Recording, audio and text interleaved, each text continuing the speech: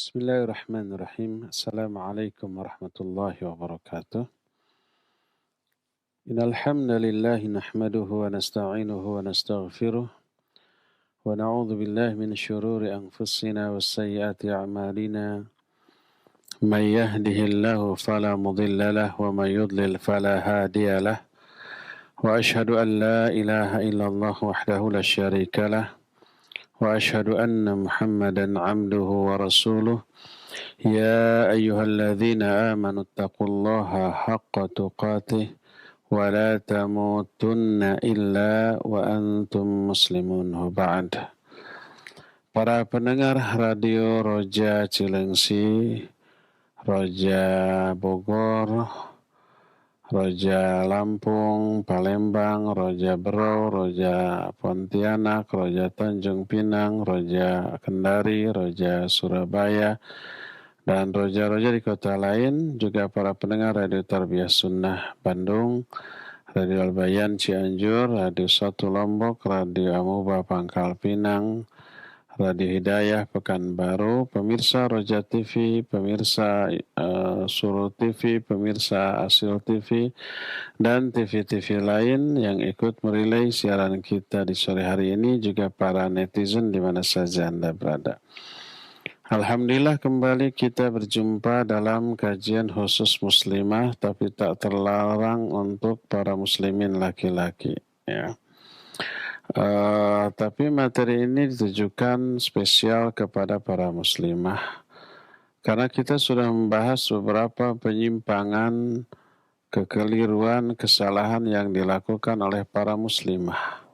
Sekarang kita sudah sedang membahas solusi atau bagaimana cara menghentikan penyimpangan-penyimpangan tersebut dan memperbaikinya, ya, sehingga bisa istiqamah di atas kebenaran. Yang pertama sudah kita jelaskan islahul qulub, memperbaiki hati, dan secara spesial kita sudah jelaskan cara memperbaiki hati yang paling efektif adalah memperbaiki sholat kita. Karena sholat ini menghapus dosa, membersihkan kesalahan, mengundang ampunan, maghfirah dari Allah Azza wa Jalla. Sholat ini memperbaiki kondisi hati dan berefek kepada akhlak, tingkah laku, perbuatan. Allah yang menjamin dalam Al-Quran, inna sholata tanha anil fahsya'i wal munkar. Sesungguhnya sholat bisa mencegah dari perbuatan keji dan mungkar. Keji dan mungkar ini keburukan akhlak, refleksi dari kondisi hati yang buruk. Kalau hatinya diperbaiki, maka akhlaknya pun akan baik. Dan ini bisa diperbaiki oleh sholat. Ini sudah kita terangkan di pertemuan yang lalu. Yang kedua, hal yang harus kita lakukan agar kita bisa berhenti itu dari semua kesalahan, kebiasaan buruk, dosa dan maksiat serta penyimpangan adalah at-tafakkur fil masir wal wuquf baina yadaillah. Selalu berpikir tentang akhirat, kengerian akhirat, berpikir tentang negeri tempat kelak kita kembali, berpikir ketika kita berdiri di hadapan Allah untuk dihisab. Akhirat itu dimulai dari ketika kita mati.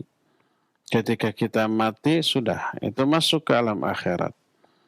Diawali oleh masuknya kita ke alam kubur. Makanya berkata Rasul alaihi salatu wassalam dari Uthman bin Affan radhiyallahu an, innal qabra manzilatun min manazilil akhirah. Alam kubur itu salah satu di antara fase-fase menuju akhirat. Mulai mati kita sudah harus mempertanggungjawabkan seluruh perbuatan kita dalam kondisi yang menakutkan, mengerikan. Ada fitnah kubur, ada himpitan di alam kubur yang tak ada seorang pun yang selamat darinya, ada azab kubur wal'iyadzubillah. Nanti ada kiamat yang apa?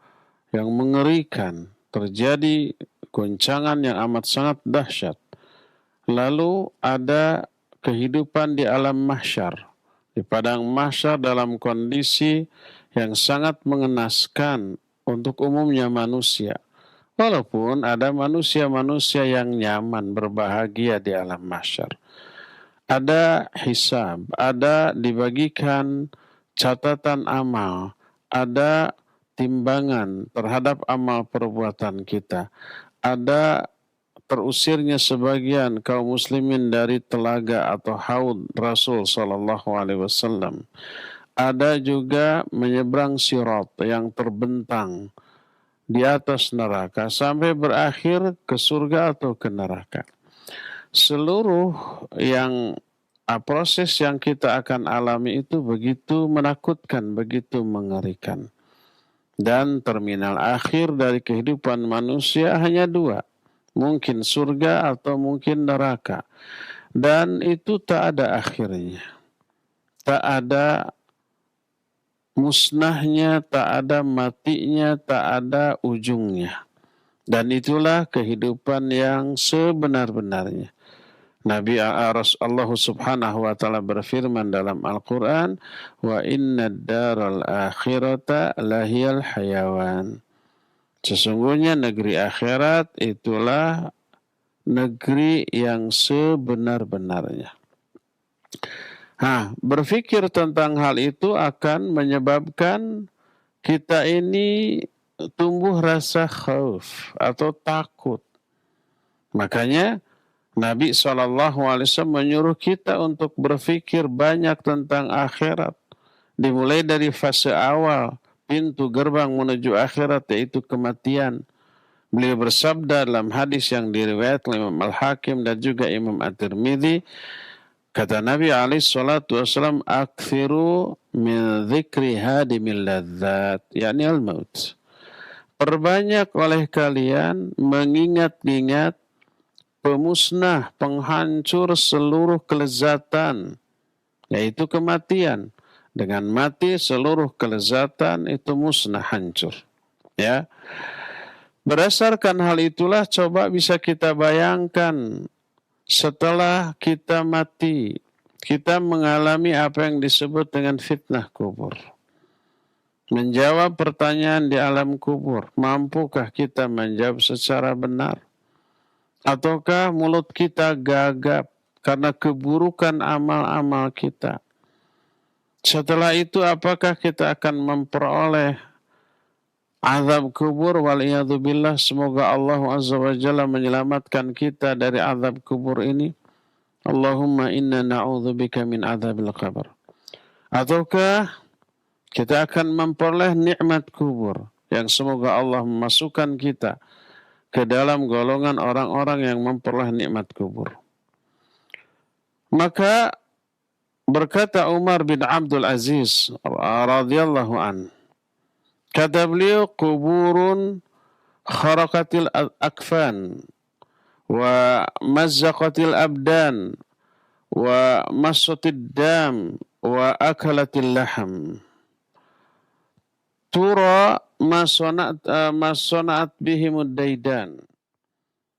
Kata Umar bin Abdul Aziz, alam kubur adalah alam yang membuat kafan-kafan kita terkoyak, membuat badan-badan kita itu hancur, membuat darah-darah kita ini bermuncratan, tersedot, hilang, membuat daging-daging beserta seluruh isinya itu termakan.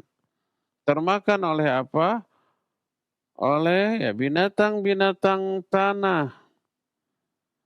Dan itu adalah kondisi yang yang amat sangat mengerikan. Kemudian alam kubur seperti yang beliau jelaskan, alam yang menakutkan.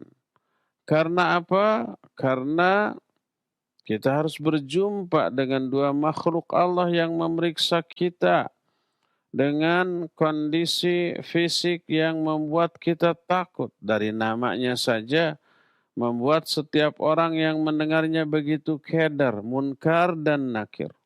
Dengan makna yang sama. Sumyal munkar li'anna kulla man ra'ahu angkarahu. Disebut munkar, juga disebut nakir. Dengan makna yang sama. Sesuatu yang diingkari. Kenapa disebut munkar? Karena setiap orang yang melihatnya pasti ingin mengingkari. Karena saking takutnya. Belum lagi bentakannya amat sangat dahsyat. Disebut dalam hadis syadidal intihar. Kedua-duanya memiliki bentakan yang amat sangat dahsyat. Yang kata Imam Al-Qurtubi rahimahullahu ta'ala. Dalam kitab At-Tadhkirah ketika menerangkan tentang malaikat munkar dan nakir, bentakan munkar nakir bila dilakukan oleh orang yang kepada orang yang hidup di dunia itu bisa membuat copot seluruh sendi-sendi tulang yang mereka miliki. Saking dahsyatnya ini bentakan, saking mengerikan dan menakutkannya, termasuk sikap munkar nakir kepada orang-orang mukmin. Yantahirani syadidal intihar. Kedua-duanya membentak, memberikan pertanyaan dengan bentakan yang amat sangat dahsyat. Man rabbuka wa ma dinuka wa man nabiyuka. Siapa Rabbmu? Apa agamamu? Dan siapa nabimu? Dan seterusnya. Lalu setelah melewati bentakan yang dahsyat ini, makanya disebut dengan sebutkan fitnah kubur. Dan bagi seorang mumin, hadza akhirul fitan. Ini adalah fitnah yang terakhir yang akan teralami oleh orang-orang mukmin tersebut. Maka ada yang namanya himpitan yang dahsyat. Orang tersoleh pun mengalami himpitan. Satu himpitan di alam kubur yang meremukkan seluruh tulang belulang setiap orang. Lalu setelah itu Allah kembalikan kondisinya secara utuh. Baru setelah itu orang yang memperoleh azab akan diazab di alam kubur. Orang yang memperoleh nikmat kubur akan memperoleh nikmat kubur. Dan itu kondisi yang amat sangat mengerikan. Kira-kira mampukah kita lolos dari fitnah kubur? Menjawab pertanyaan di alam kubur ataukah tidak? Terus, apakah kira-kira kita akan beroleh nikmat kubur ataukah sebaliknya azab kubur? Itu bayangan yang sangat mengerikan. Dan itu teralami sampai hari kiamat. Bila azab kubur yang teralami oleh seseorang karena dosa-dosa kita, dosa-dosa orang itu, maka dia akan mengalami azab yang dahsyat di alam kubur terus sampai hari kiamat. Waliyadzubillah. Semoga Allah menyelamatkan kita dari azab kubur. Nah, kengerian berikutnya terjadi setelah fase tersebut. Ketika alam jagat raya ini hancur, langit runtuh, bumi terbelah, bintang-bintang, bulan, planet-planet lain bertubrukan. Kondisi yang amat sangat mengerikan, yang tidak bisa dibayangkan oleh daya khayal manusia. Sengeri apapun khayalan kita tentang kiamat, kondisi kiamat yang sebenarnya jauh lebih menakutkan dan mengerikan. Lalu setelah itu, kondisi mengerikan setelahnya akan terus berlanjut. Dibangkitkannya kita di alam mahsyar. Dalam kondisi yang amat sangat mengenaskan. Telanjang tanpa sehelai benang pun yang menutupi kita. Tak bersendal, tak berkaos kaki, tak bersepatu, tak beralas kaki, tak berkhitan. Matahari amat sangat dekat, panasnya nggak ketulungan. Orang semuanya berkeringat. Ada yang keringatnya merendam sampai semata kaki, sebetis, selutut, sepinggang, ada juga yang sampai setelinga, tergantung amal masing-masing. Ada juga yang dibangkitkannya itu dalam keadaan buta, tuli, dan bisu. Kemudian berdiri dan berjalannya bukan dengan kedua kaki seperti normalnya orang, tapi berjalan berdiri di atas wajahnya. Wajah yang ketika di dunia amat sangat dimuliakan. Bagian yang sangat dihormati oleh setiap orang. Nanti pada hari kiamat akan diletakkan di tempat yang paling bawah, dipakai untuk alat berjalan dan berdiri. Karena penghinaan kepada orang tersebut. Itu kondisi yang amat sangat mengerikan. Belum panasnya yang gak ketulungan. Akankah kita semuanya selamat? Ketika umpamanya kita dihisab, apakah hisabnya susah ataukah sulit? Amat sangat tergantung dari amal kita. Kalau lebih banyak penyimpangan, kesalahan, dosa, maksiat, lebih banyak melanggar larangan Allah, mengabaikan perintah Allah, penderitaan menunggu sejak mulai kita mati. Sejak di alam kubur sampai alam mahsyar, mengalami hisab yang amat sangat sulit, amat sangat berat bagi orang-orang yang durhaka kepada Allah Azza wa Jalla. Pas dibagikan catatan amal, dia mengambilnya dengan tangan kiri dari balik punggungnya. Dia amat sangat syok melihat isi catatan amal. Ma lihadzal kitab la yughadir saghiratan wala kabiratan illa ahsaha. Kitab catatan amal apa ini? Yang tidak melewatkan yang kecil ataupun yang besar, dosa yang kecil apalagi dosa yang besar, kecuali semuanya dicatatkan di dalamnya. Oleh karena itulah, maka penyimpangan yang kita lakukan di alam dunia, dosa dan maksiat, itu memperburuk keadaan kita di akhirat nanti. Membuat kita amat sangat menderita dengan penderitaan yang tidak bisa digambarkan dan tak ada bandingannya dengan penderitaan apapun yang pernah dialami oleh makhluk di alam dunia.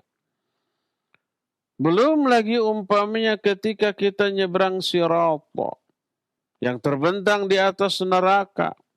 Sirat ini sering digambarkan dalam kondisi yang mustahil bila itu ada di dunia bisa dilewati oleh orang. Pertama amat sangat kecil. Sekecil apa? Sekecil bagian tajam dari sebuah pedang. Dan itu keterangan yang sahih tentang sirat. Adapun keterangan yang menyatakan bahwa sirat itu jembatan yang kecilnya rambut dibelah 7, maka itu tidak ada keterangannya sama sekali.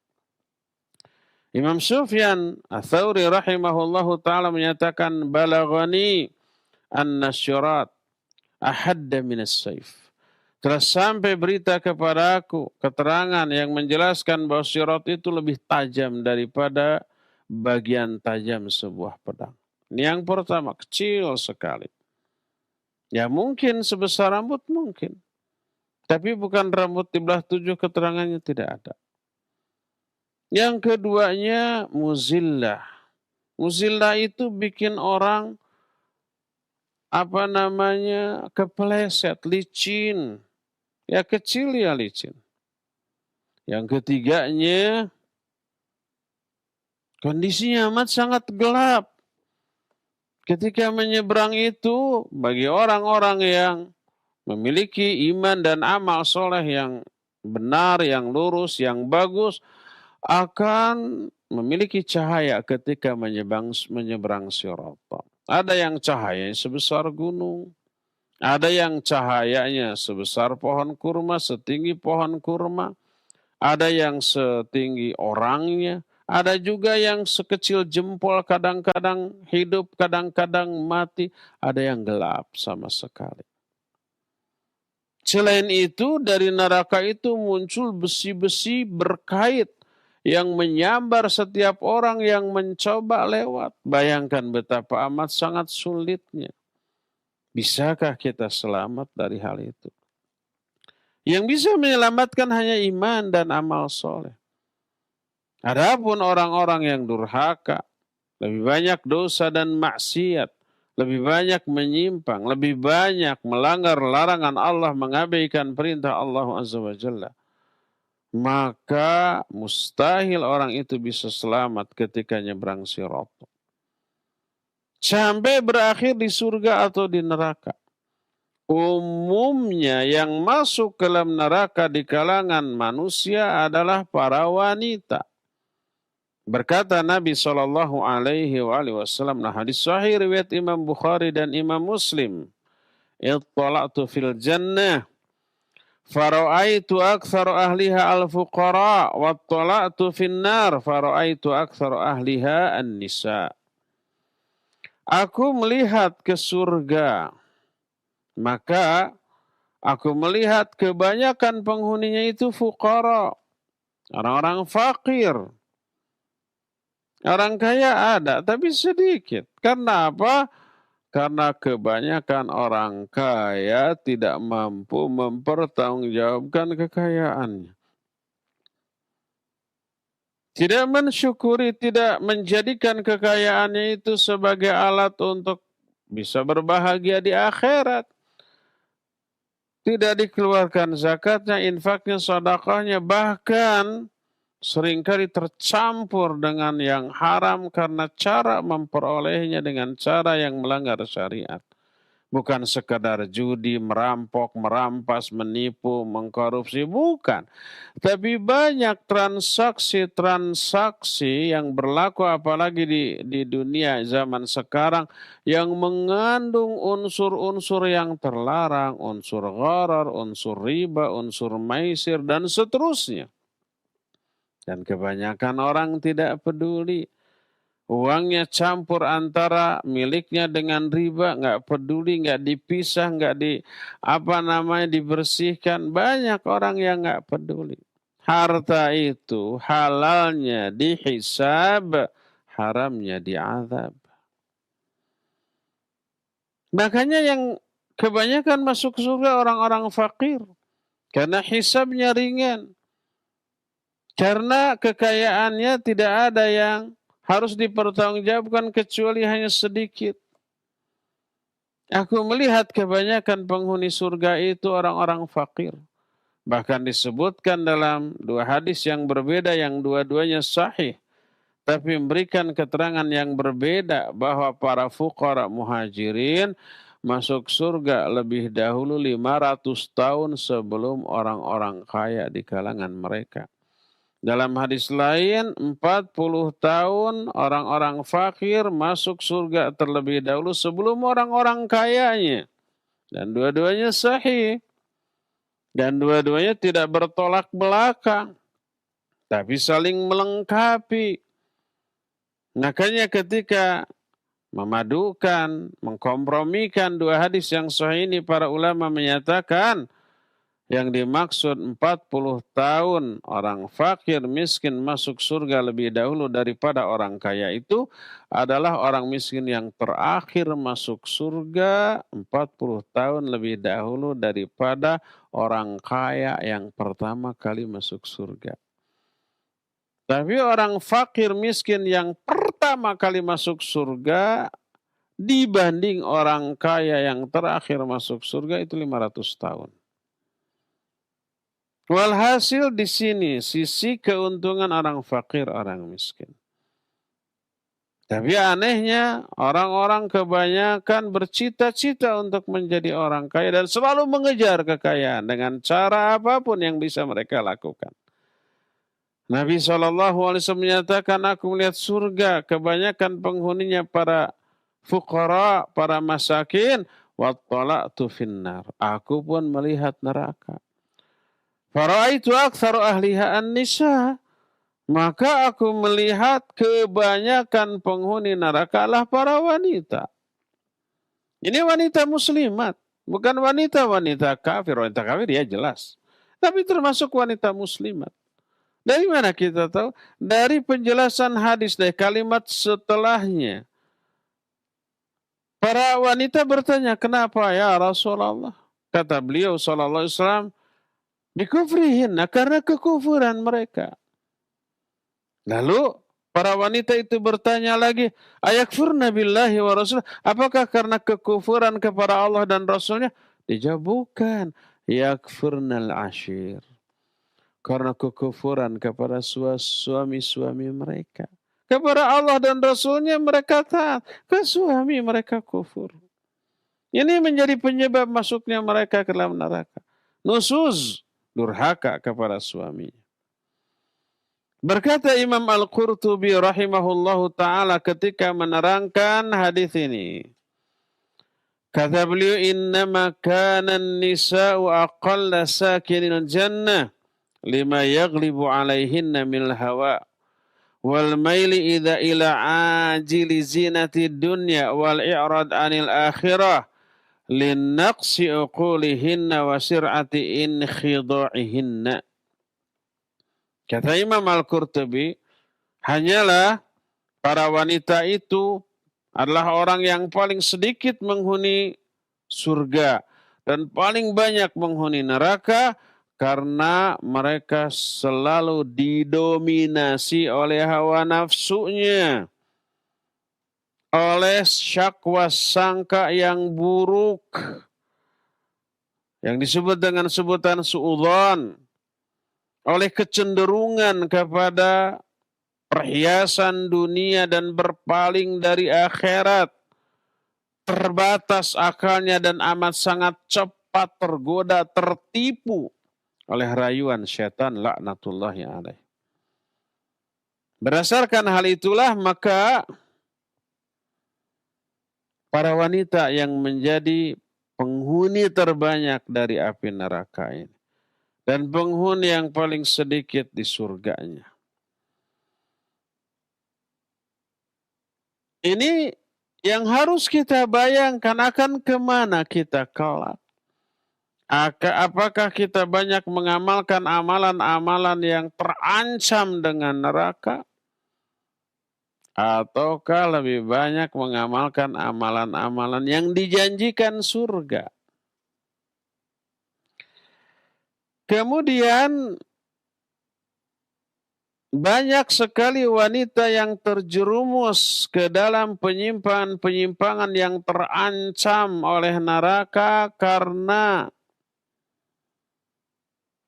lebih didominasi oleh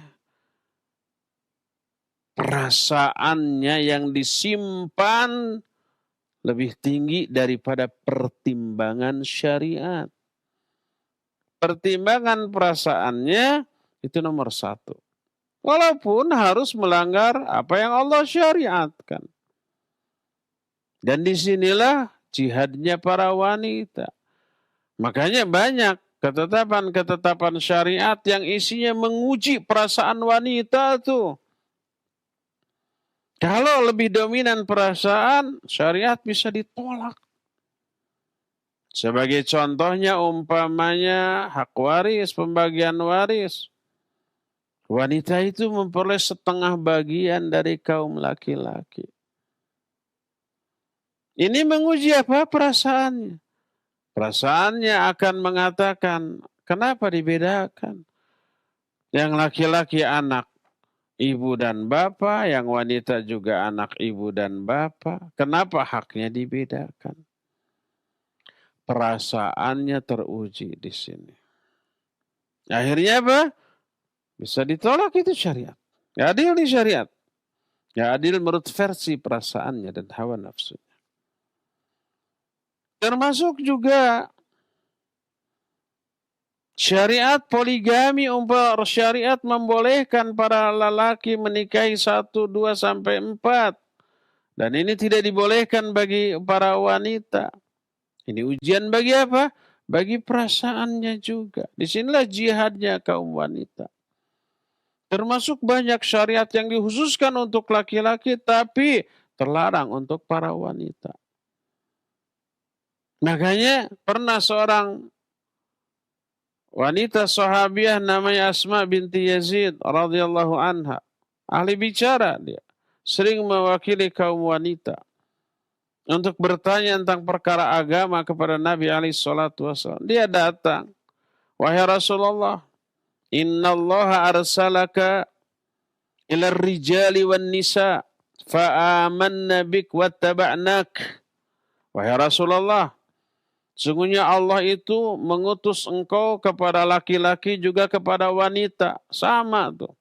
Kami beriman kepada engkau dan kami mengikuti engkau. Laki-laki beriman kepada engkau, mengikuti engkau. Kami juga para wanita begitu. Tapi apa? Dia bilang, wa innar rijala fuddilu bisolatil jamaah wa syuhudil janazah wal jihadi fi sabilillah.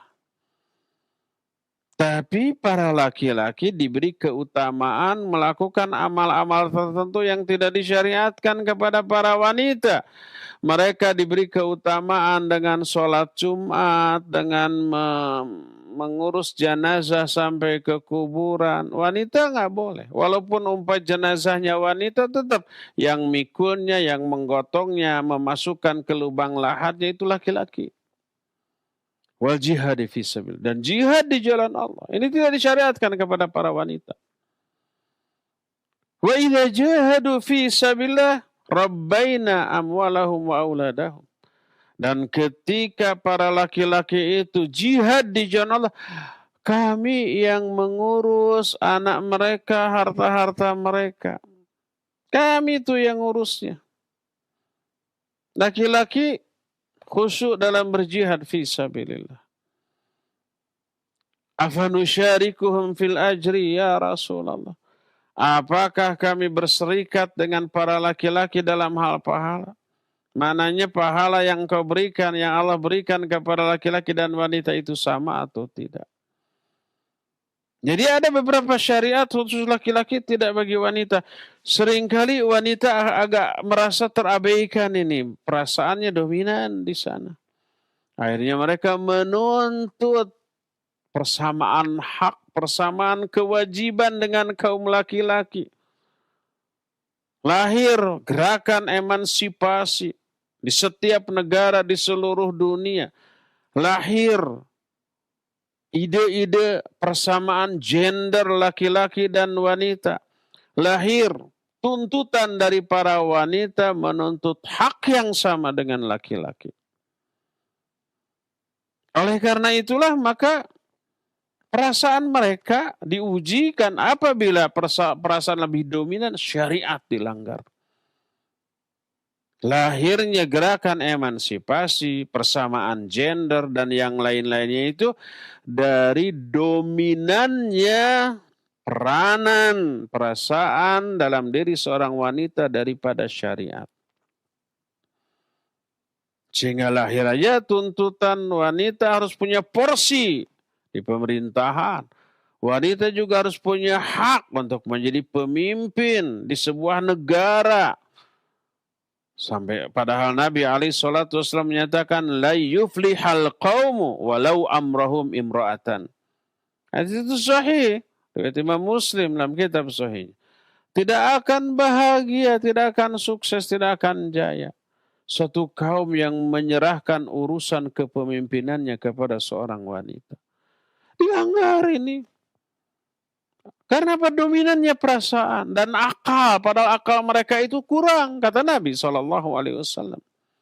Bukan kata saya. Aku tidak pernah melihat makhluk yang lebih kurang agamanya dan lebih yang kurang agamanya dan kurang akalnya dibanding kalian para wanita. Makanya saksi seorang laki-laki sebanding dengan persaksian dua orang wanita. Itu menunjukkan kekurangannya akal wanita. Lebih dominan apa? Perasaan. Oleh karena itulah maka ketika seorang wanita lebih terdominasi oleh perasaannya, maka syariat pun dilanggar. Allah Azza wa Jalla menjelaskan di dalam Al-Quranul Karim surah Maryam 71-72. Wa in minkum illa wariduha kana ala rabbika hatman maqdiya. Ini tentang gambaran tentang apa? Tentang kengerian neraka. Kata Allah Azza wa Jalla, tak ada seorang pun di antara kalian illa wariduha, kecuali akan warid ke dalam neraka itu. Para ulama beda penafsiran warid di sana, maknanya ada yang masuk ke dalam neraka. Ada juga yang menyatakan murur, hanya lewat di atas syirat, di atas jembatan yang terbentang di atas neraka menuju surga.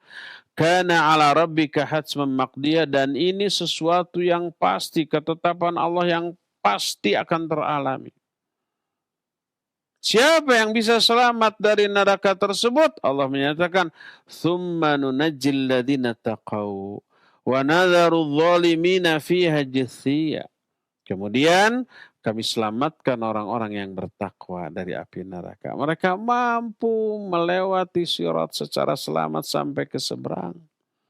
Wa nadharu adh-dhalimina fiha jithiya, dan kami biarkan orang-orang zalim itu terjerumus ke dalam neraka, tertunduk hina di dalam neraka. Dan ini gambaran yang amat sangat apa? Dahsyat, sedahsyat-dahsyatnya. Oleh karena itulah maka kengerian nasib yang akan teralami oleh orang-orang durhaka mestinya menimbulkan apa? Rasa takut yang amat sangat dahsyat di dalam hatinya. Dan itu menjadi pengerem dia dari apa? Dari semua penyimpangan, dosa, kesalahan, dan kemaksiatan.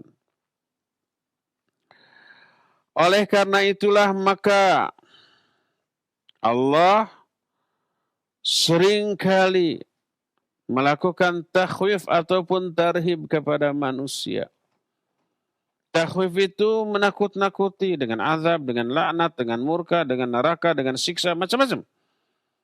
Itu tarhib, itu takhwif. Agar kita takut. Dan takut ini penting. Takut ini kalau dalam kendaraan menjadi rem yang sangat pakem sesuai dengan kadar rasa takutnya. Makin gede rasa takutnya, makin pakem remnya. Dan rem ini yang menjadi penyelamat orang ketika mengemudi dari kecelakaan. Ketika ngebut ada halangan, direm dikit. Ketika berjalan biasa ada umpamanya yang nyebrang, kita rem. Selamat semuanya. Tidak mencelakakan diri, tidak mencelakakan orang lain. Coba kalau remnya blong. Serba dilabrak, serba disenggol, serba dihantam. Sekalipun resikonya besar, nyawa. Ini rem. Dan yang menjadi pengerem bagi kita dari semua dosa dan kemaksiatan adalah khauf atau rasa takut. Takut kepada murka dan azab Allah. Takut terhadap buruknya nasib kita di alam kubur, di alam akhirat, ketika kita berdiri di hadapan Allah untuk dihisab, dimintai pertanggungjawabannya. Akhirnya dia rem dirinya. Akhirnya dia kendalikan dirinya hanya untuk melakukan kebaikan yang Allah perintahkan, menjauhi apa yang Allah larang. Selamat. Allah janjikan surga orang itu. Allah berfirman, wa amma man khafa maqama rabbih wa nahan nafsa anil hawa fa innal jannata hiyal ma'wa. Adapun orang yang takut, wa amma man khafa, takut kepada apa? Maqama rabbih. Maqam Allah. Maqam di sini bisa bermakna dua, bisa isim makan, bisa isim zaman. Kalau isim makan artinya tempat berdiri, maqam Ibrahim. Bukan kuburan. Oh, itu kuburan Nabi Ibrahim ada di pinggir Ka'bah. Bukan, itu maqam, tempat berdirinya Nabi Ibrahim, telapak kaki, bekas telapak kaki Nabi Ibrahim. Maqam itu bisa tempat berdiri, bisa saat berdiri. Bisa waktu, bisa tempat. Wa amma man khafa maqama rabbih. Siapa orang yang takut kepada maqam? Maqam itu maknanya saat ketika dia berdiri di hadapan Allah, maqama rabbih. Di hari kiamat nanti. Ketika dia dihisab, ketika dia itu harus mempertanggungjawabkan seluruh perbuatan yang pernah dilakukannya di dunia. Takut sengsara, takut dimurkai, takut diazab, takut dia menderita ketika saat itu. Siapa orang yang takut pada saat ketika kelak dia berdiri di hadapan Allah, wa nahan nafsa 'anil hawa, lalu dia menahan dirinya dari hawa nafsu ketika di dunia. Karena dia tahu gambaran akhirat kayak gitu, takut dia termasuk orang menderita, maka dia rem dari hawa nafsunya, rem dari semua yang bisa membuat dia itu menderita, terazab di akhirat. Dia rem dirinya. Dia kendalikan hawa nafsunya. Wa nahan nafsa 'anil hawa. Apa kata Allah? Fa inna jannata hiyal ma'wa. Surga itu tempat kembali dia. Bahkan disebutkan dalam surah Ar-Rahman surganya 2 loh. Allah berfirman wa liman khafa maqama rabbih jannatan. Fa bi ayyi ala'i rabbikuma tukadziban. Bagi orang-orang yang takut kepada saat ketika dia berdiri di hadapan Allah, jannatan, bagi dia akan ada 2 surga.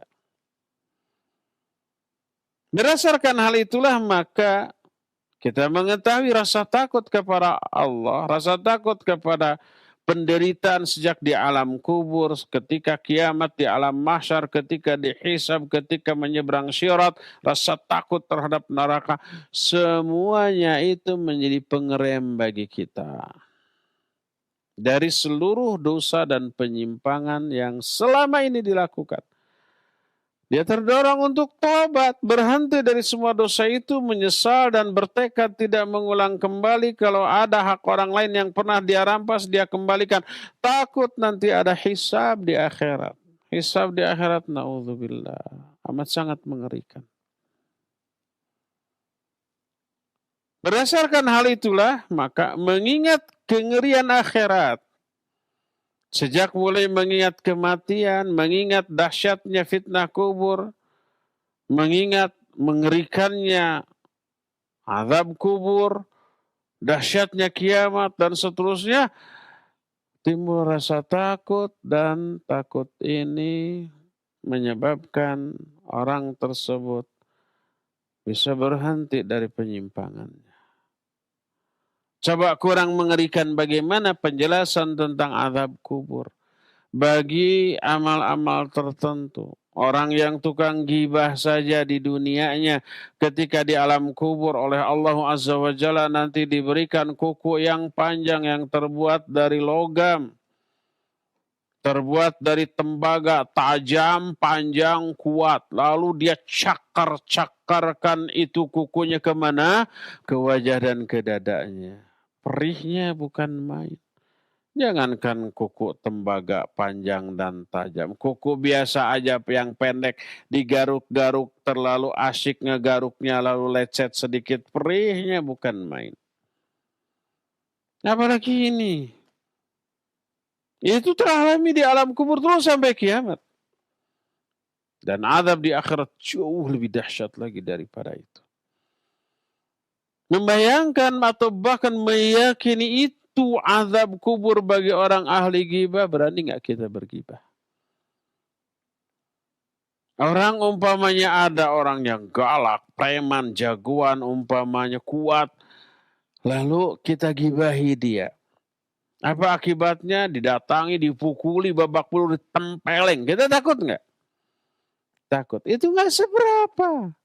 Coba di dunia. Ditempeleng sekarang mungkin bengkak sehari 2 hari, seminggu sudah sembuh lagi, biasa lah gitu. Ini di alam kubur terus sampai hari kiamat. Nggak ada akhirnya, nggak bisa sembuh-sembuh, nggak ada dokter. Makanya kita nggak berani di dunia menggibahi orang yang akan bertindak secara fisik kepada kita karena takut kepada tindakan dia. Padahal itu nggak seberapa. Ingat, setiap akan gibah bayangkan azabnya di alam kubur, apalagi di akhirat. Lihat lagi penjelasan di azab di alam kubur bagi para pemakan riba umpamanya. Nabi SAW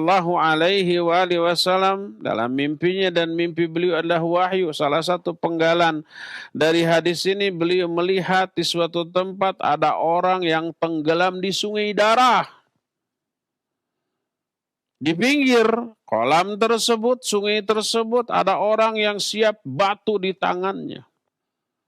Setiap kali orang yang tenggelam itu berenang ke tepian, ingin naik dari sungai darah itu, dilempari kepalanya oleh batu. Terus akhirnya dia terseret lagi ke tengah, tenggelam lagi. Dan itu azab kubur bagi orang-orang pemakan riba. Waliyadzubillah. Dan banyak lagi gambaran azab kubur yang dijelaskan oleh Rasul sallallahu alaihi wasallam dalam hadis-hadis yang sahih. Mengingat ini, berani nggak orang bermuamalah dengan muamalah yang mengandung unsur riba? Walaupun keuntungannya di dunia gede, apalagi keuntungannya nggak seberapa, apalagi ada banyak risiko kerugian, ya rugi di dunia atau untungnya nggak seberapa, dosanya seudug-udug. Azabnya di alam kubur begitu mengerikan, apalagi di akhiratnya nanti jauh lebih dahsyat lagi daripada itu. Oleh karena itulah mengingat akhirat bisa menimbulkan rasa takut menderita di sana. Takut bahwa kita ini akan memperoleh azab. Makanya kita mengerem diri dari semua perbuatan yang dilarang, dimurkai, dilaknat oleh Allah Azza wa Jalla. Kita akan terdorong untuk tobat, khawatir dosa-dosa kita yang lalu bila tidak ditobati, itu tuh akibatnya. Akan dihisab dan dibalas dengan keburukan yang sangat dahsyat. Rasa takut terhadap nasib kita di akhirat, pertama mendorong kita untuk berhenti dari dosa-dosa. Menghindari dosa-dosa. Yang kedua, mendorong kita untuk bertobat kepada Allah Azza wa Jalla. Yang ketiganya, mendorong kita untuk memperbanyak sebanyak mungkin ibadah, amal soleh, kebaikan-kebaikan dan yang sejenisnya. Karena semua ibadah, amal soleh dan kebaikan itu juga menyelamatkan kita dari azab. Karena itu menggugurkan dosa-dosa dan kesalahan. Allah berfirman, innal hasanati yudhibnas sayyiat. Kebaikan-kebaikan itu bisa menghapus dosa-dosa. Ya. Oleh karena itulah maka sebelum seluruh penyesalan nanti terakumulasi di akhirat, lebih baik sesali terlebih dahulu semua kesalahan kita sekarang untuk diperbaiki. Sebelum nanti terbaca di buku catatan sebagai catatan-catatan yang buruk yang membuat kita menyesal, yang tidak ada manfaatnya penyesalan di hari itu. Allah berfirman dalam Al-Quran surah Ali Imran ayat 30, yauma tajidu kullu nafsim ma amilat min khairin muhdarra wa ma amilat min su'in tawaddu law anna bainaha wa bainahu amadan ba'ida. Pada hari itu, pada hari kiamat nanti, setiap jiwa, setiap orang akan melihat apa-apa yang dilakukannya berupa kebaikan itu hadir, ada catatannya. Lalu membuat dia sumringah. Fa'amma man utiya kitabahu biyaminih fayaqulu ha'umuqra'u kitabiyah. Inni dhanantu anni mulaqin hisabiyah. Fahuwa fi 'ishatin radiyah. Fi jannatin 'aliyah. Adapun orang yang menerima catatan amal kebaikannya dari sebelah kanan, dia sumringah. Dia pamerkan kepada semua orang yang ada di dekatnya, ha'umuqra'u kitabiyah, lihat-lihat di catatan amal baik saya. Fahuwa fi 'ishatin radiyah. Dia itu akan berada dalam kehidupan yang sangat ridho, senang, bahagia. Fi jannatin 'aliyah, di surga yang tinggi. Wa ma'amilat min su'in, adapun amal buruk yang dia lakukan juga tercatat.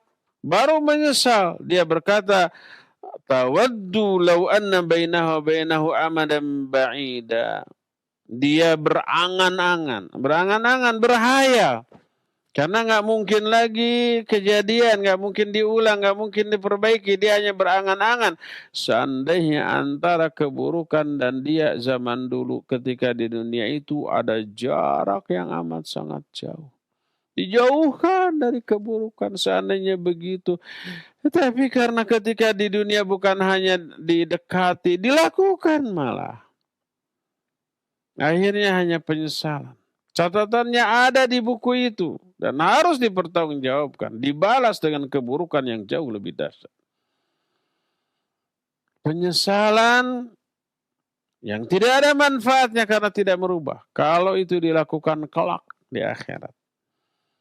Tapi kalau penyesalan itu dialami, dirasakan sekarang, itu baru ada manfaatnya. Menyesal sudah melakukan keburukan. Menyesal sudah bermaksiat. Menyesal sudah melakukan penyimpangan. Lalu berhenti, bertekad tidak kembali, membenci semua kemaksiatan itu sebenci apabila kita dilemparkan ke dalam api. Tidak mau kembali lagi. Lalu mulailah memperbaiki diri, melakukan ibadah, kebaikan, amal soleh ini. Ulaikal ladzina yubaddilun sayyi'atihim hasanat. Mereka lah orang-orang yang akan Allah ganti keburukan-keburukan mereka dengan kebaikan. Akan diganti dosa-dosa mereka dengan pahala. Karena tobatnya itu selain menghapus dosa-dosanya juga mengundang turunnya pahala dari Allah Subhanahu wa ta'ala. Oleh karena itu salah satu kiat bahasa Indonesia bukan bahasa Sunda. Kiat agar kita bisa berhenti dari dosa. Misal takut, bayangkan ngerinya akhirat. Sejak mulai alam kubur, sejak mulai kita mati, kengerian yang akan dialami bila kita berdosa, mengalami fitnah kubur yang tidak bisa kita jawab, mengalami azab kubur yang tidak bisa kita tahan. Nanti di padang mahsyar, aduh, nasib yang mengerikan akan teralami bila kita berdosa, bermaksiat, durhaka kepada Allah Azza wa Jalla.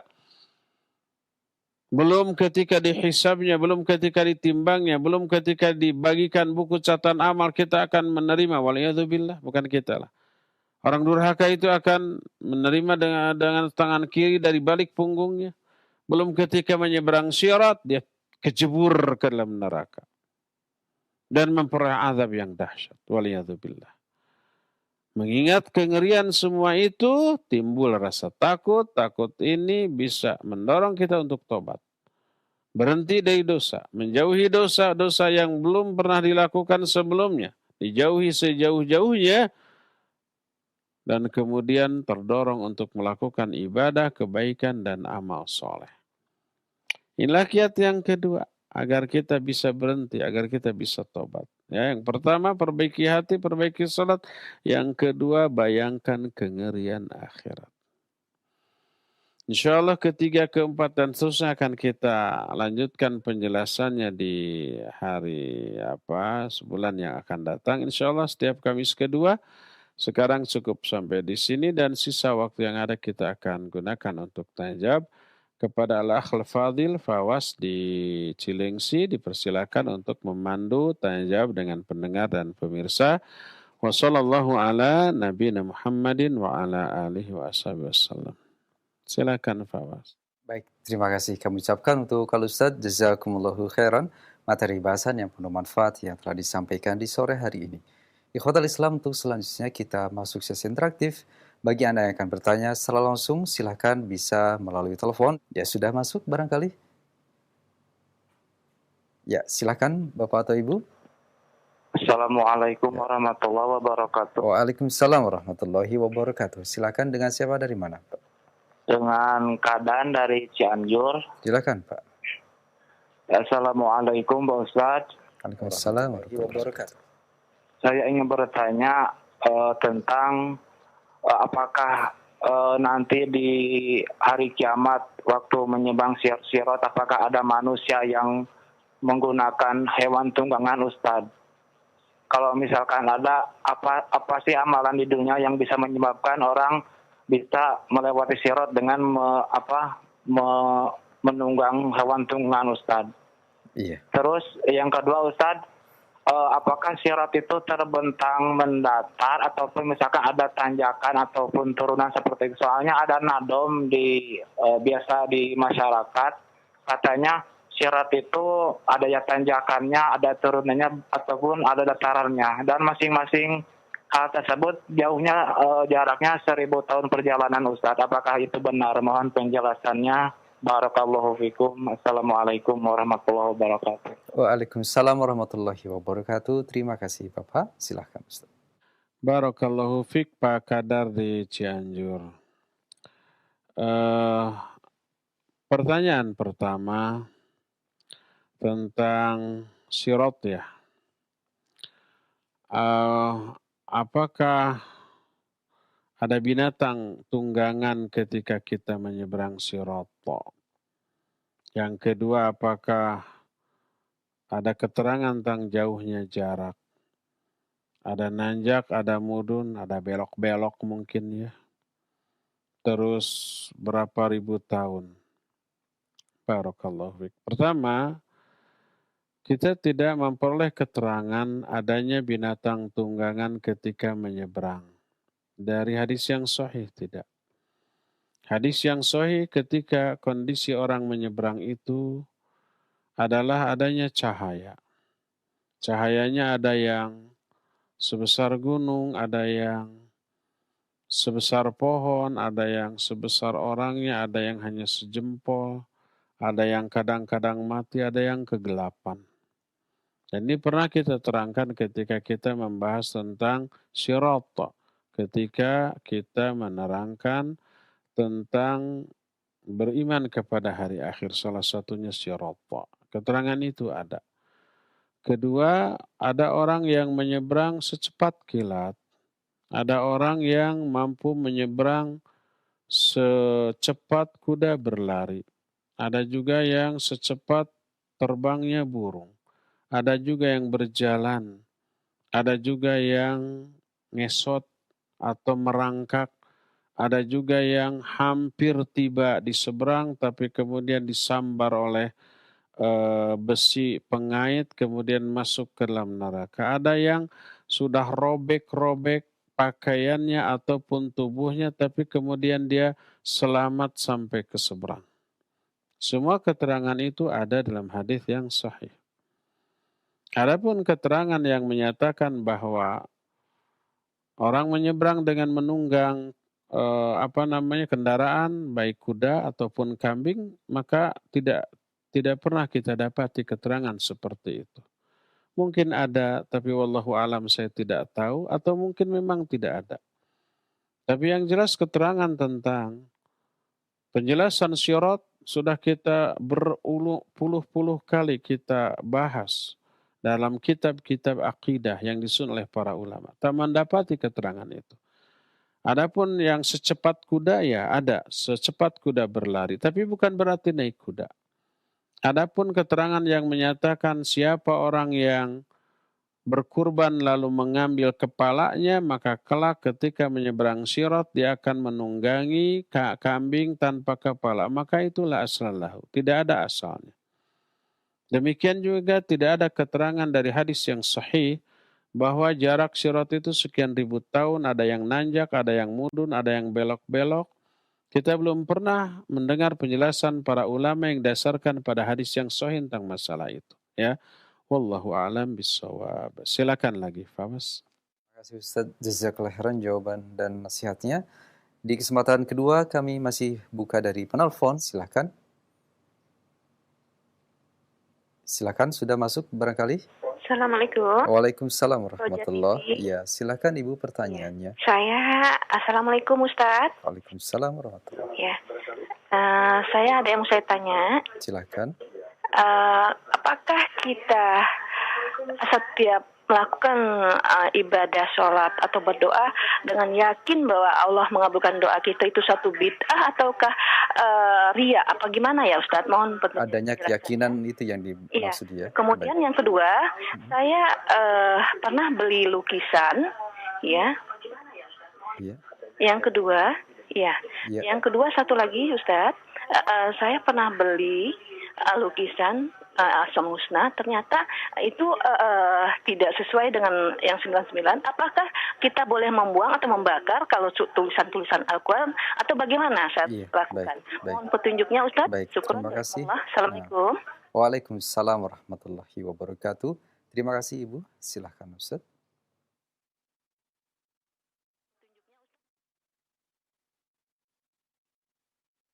Wabarakatuh. Iya. Terima kasih Ibu. Iya, Ibu yang barusan bertanya ada 2 pertanyaan. Pertama, kalau kita berdoa dan doa kita yakin dikabul, apa itu bid'ah atau riya? Tidak bid'ah, tidak riya, tapi sesuai dengan perintah Rasulullah SAW. Beliau bersabda, "Ud'ullaha wa antum muqinuna bil ijabah." Berdoalah kalian kepada Allah dalam keadaan kalian itu yakin bahwa doa kalian itu akan diijabah. Selama kita memenuhi apa? Memenuhi syarat-syarat dikabulkannya doa. Pada waktu hari Senin ya, saya punya kajian membahas kitab Ad-Da'u wa Da'u Sunan Imam Ibnu Qayyim rahimahullah. Jam 8 pagi ya, sampai setengah 10. Kemarin dibahas bahwa kalau seseorang berdoa dengan beberapa ketentuan. Pertama, dia berwudu terlebih dahulu. Ini tidak wajib. Tapi kata Imam Ibnu Qayyim lebih utama. Kedua, dalam keadaan menghadap kiblat. Ketiga, mengangkat kedua tangan. Keempat, kalau bisa, sebelum berdoa itu, dahulukan dulu dengan berbuat kebaikan, amal soleh. Baik sholat, atau baca Quran, atau infak dan sodako, atau apapun yang merupakan amal soleh. Ya. Terus ketika berdoanya, pertama memuji Allah terlebih dahulu. Keduanya, bersolawat kepada Nabi SAW. Kemudian tadi ya, memulai dengan memuji Allah, didahului dengan amal soleh, bersolawat kepada Nabi SAW, mengakui kesalahan dan meminta ampunan atas dosanya. Nanti ditutup lagi dengan solawat, dengan sepenuh keyakinan, kata Imam Ibnu Qayyim, nyaris doa itu tidak akan ditolak oleh Allah Subhanahu wa Ta'ala. Maka kalau semua itu terpenuhi, yakinlah doa kita dikabul. Karena itu janji Allah, ud'uni astajib lakum. Berdoalah kalian kepadaku, pasti aku akan mengijabah doa kalian. Ini suatu kepastian yang Allah janjikan dan Allah tidak pernah ingkar janji. Asal adab-adab tadi terpenuhi dan tidak ada mawani'. Mawani' itu tidak ada penghalang dari dikabulkannya doa. Penghalangnya itu tadi, salah satunya adalah mengkonsumsi yang haram, tidak isti'jal. Isti'jal itu tidak terburu-buru dengan mengatakan kok sesering berdoa tapi tidak dikabulkan lagi. Makanya tidak akan dikabulkan. Terus penghalang yang lainnya, isi doanya tidak berupa dosa atau maksiat gitu ya. Maka doa yang memenuhi adab-adab tadi nyaris tidak akan ditolak oleh Allah alias akan dikabulkan. Yakinlah kita dengan hal itu. Sesuai dengan perintah Nabi SAW, ud'ullaha wa antum muqinuna bil ijabah. Berdoalah kalian kepada Allah dalam keadaan kalian yakin bahwa doa kalian itu akan dikabul. Jadi meyakini doa dikabul setelah memenuhi semua adab-adab atau syarat-syarat yang ditetapkan oleh syariat, lalu yakin itu tidak bid'ah, itu tidak riya. Bid'ahnya di mana? Itu perintah Nabi SAW. Riaknya di mana? Kan kita tidak omong-omongan ke orang. Kecuali kalau kita omongkan, saya tadi berdoa, khusyuk banget. Semua syarat-syaratnya sudah saya penuhi. Yakinlah diijabah, lalu diomong-omongan ke orang. Ya, itu maria tuh. Jadi kalau kita tidak omong-omongkan ke orang, Maka tidak bid'ah, bahkan sesuai sunnah dan tidak riya karena kita tidak ingin dipuji oleh orang. Ya, ini yang pertama. Kedua apa tuh? Lukisan, bukan lukisan, kaligrafi Asmaul Husna. Ya, benarkah Al-Asmaul Husna 99? Tidak benar. Asmaul Husna itu banyak, tidak ada yang tahu berapa jumlah yang sebenarnya kecuali Allah Azza wa Jalla. Nabi SAW aja tidak tahu. Malaikat Jibril juga tidak tahu. Hanya Allah yang tahu. Itu Asmaul Husna yang sebenarnya. Dari mana kita tahu? Dari hadis Nabi SAW. Beliau menyatakan, Allahumma inni as'aluka bikulismin samaita bihi nafsak.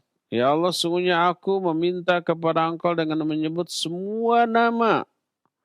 Nama yang Engkau telah menamakan dirimu dengan nama itu. Terus sampai pada kalimat awista'sarta bihi fi ilmil ghaibi indak.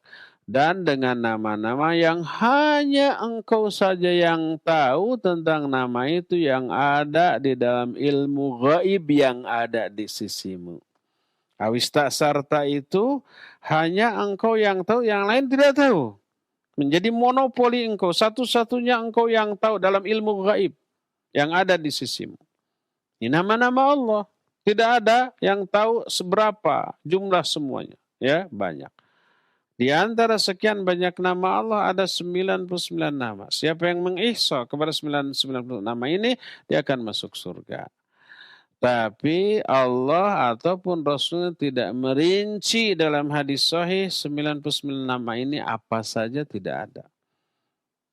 Di dalam kitab dulu pernah kita bahas Fathul Majid, syarah kitab Tauhid. Ada hadis, tapi hadis itu dhaif. Ya, dijelaskan kedhaifnya oleh mu'allif rahimahullahu ta'ala. Karena ini menyangkut aspek gaib tentang nama-nama Allah, maka tidak boleh dasarkan kepada hadis yang dhaif.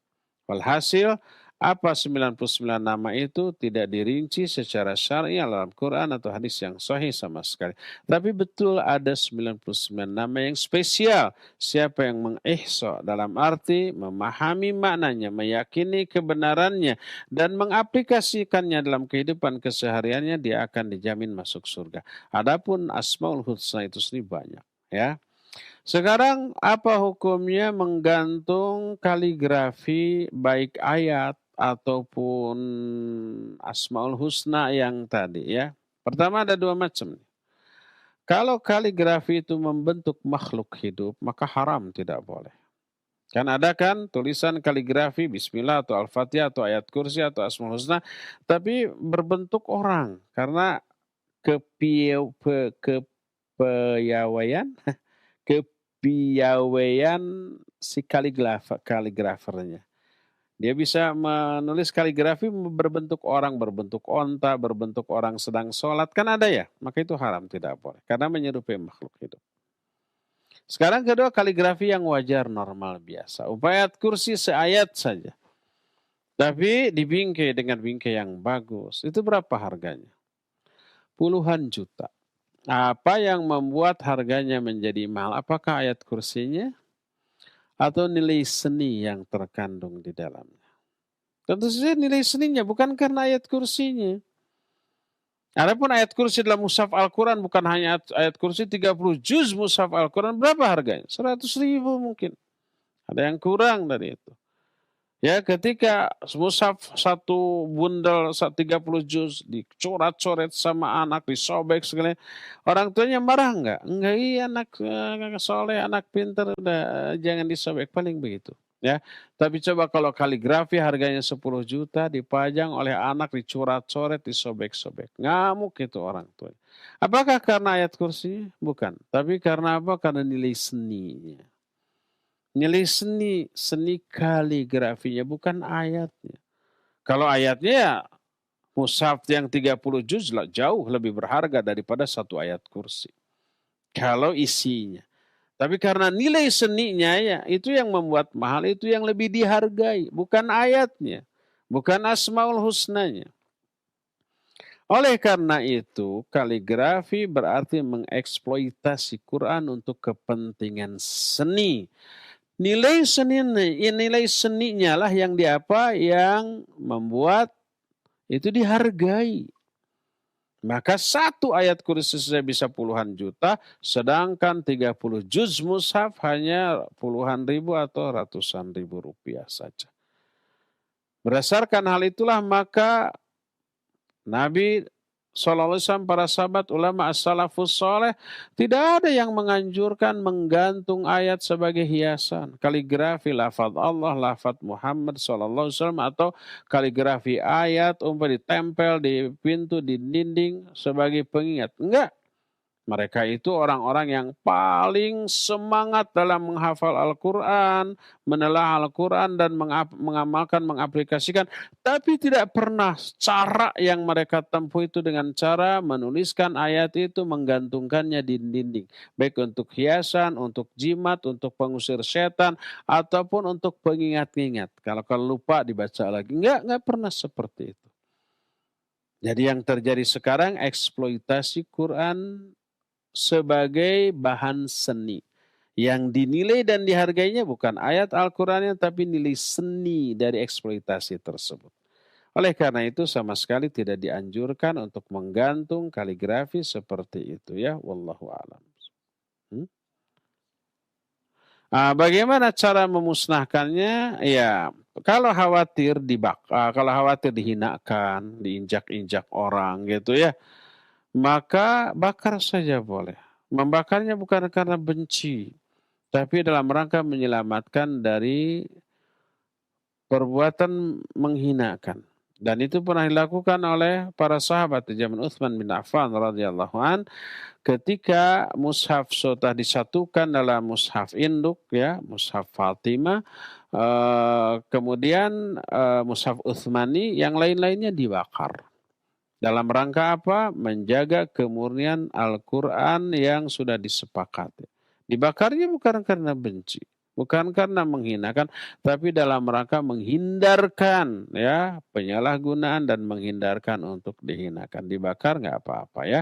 Wallahu a'lam bishawab. Silakan lagi. Terima kasih Ustaz. Jazakallah khairan jawaban dan nasihatnya. Untuk selanjutnya dari pesan singkat, ada pertanyaan dari seorang hamba Allah di Purbalingga, Jawa Tengah. Assalamualaikum warahmatullahi wabarakatuh. Ustaz, saya ingin bertanya, bagaimanakah orang yang tidak bisa membaca Al-Quran hingga saat ini berusia sudah 50 tahun dan sudah berusaha untuk belajar akan tetapi belum bisa juga Ustaz. Bagaimanakah nasihatnya agar kami bisa terhindar dari kengerian akhirat kelak karena tidak bisa membaca Al-Quran tersebut. Mohon penjelasan dan nasihatnya. Jazakallah khairan Ustaz.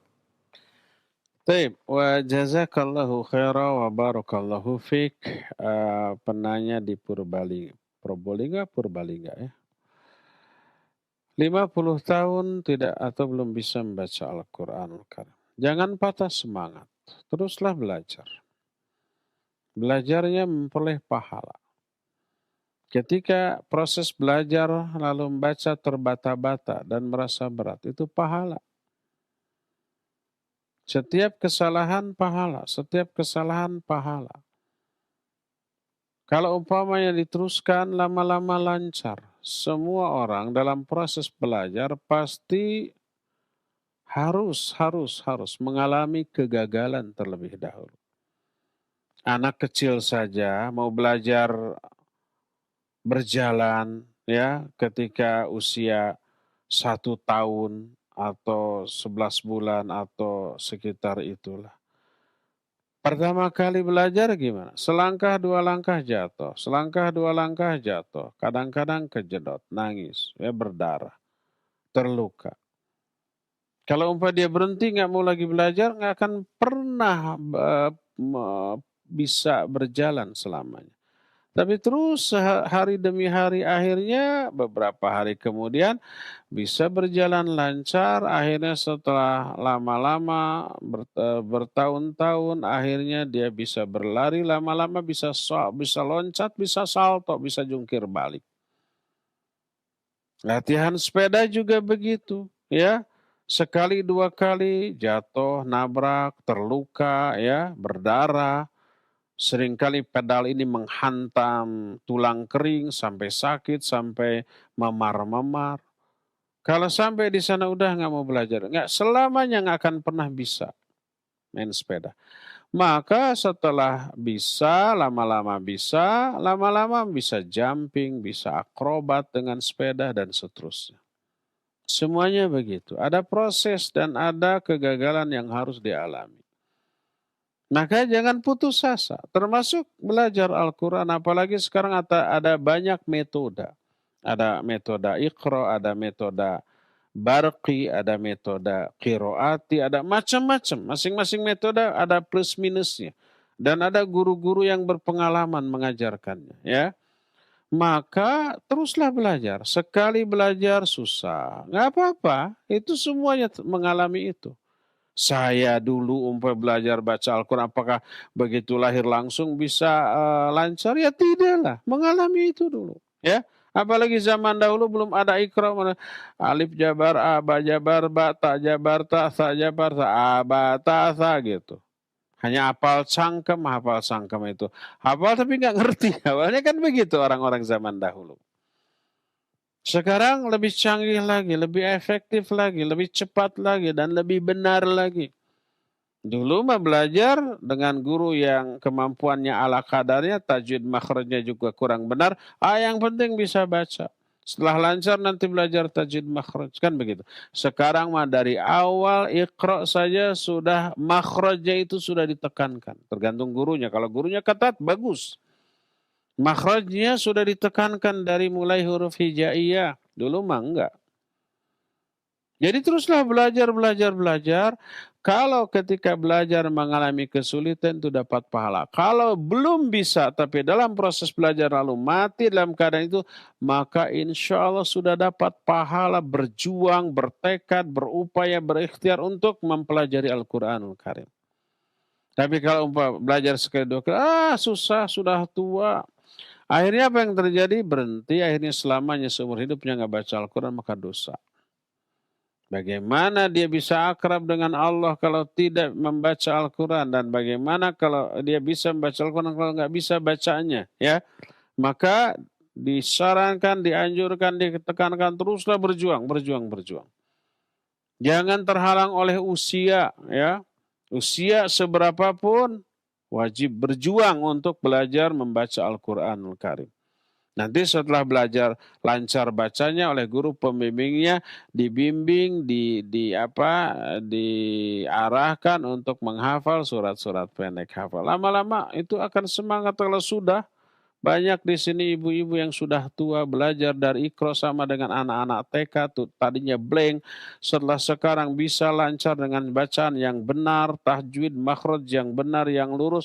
Nangis mereka, nggak nyangka ya saya bisa baca Al-Quran dengan benar, dengan lancar. Tadinya nggak kebayang gimana. Teruslah belajar, jangan malu karena usia ya. Belajar, maka di dalam proses belajar ada pahala. Dalam setiap kesalahan yang kita lakukan tanpa sengaja dalam proses belajar ada pahala ya. Jadi jangan kapok dan jangan putus asa. Inilah pertanyaan terakhir, cukup ya sampai di sini saja. Insya Allah kita akan berjumpa kembali sebulan yang akan datang melanjutkan materi ini. Subhanakallahum bihamdik asyhadu an la ilaha illa anta astaghfiruka wa atubu ilaik walhamdulillahi rabbil alamin. Wassalamualaikum warahmatullahi wabarakatuh.